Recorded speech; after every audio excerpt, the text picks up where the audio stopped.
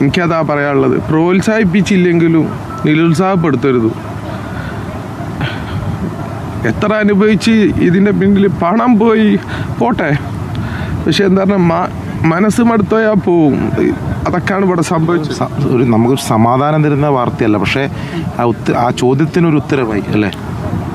ഓൻ്റെ വീട്ടിൽ ഓൻ്റെ മോൻക്ക്, ഓൻ്റെ ഭാര്യക്ക്, അച്ഛന്, അമ്മക്ക്, എല്ലാവർക്കും, പെങ്ങന്മാർക്ക് എല്ലാവർക്കും ഒരു ഉത്തരവാവുക എന്ന് പറഞ്ഞാൽ വലിയ കാര്യമാണ്.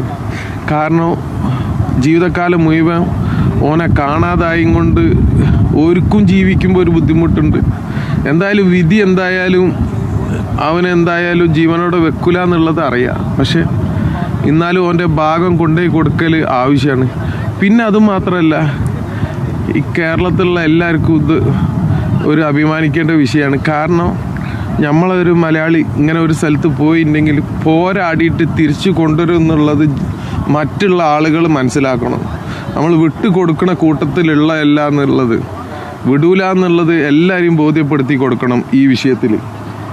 കാരണം ആ വീട്ടിലേക്കുള്ള ഒരു അത്താണിയായിരുന്നു ആ പോയത്.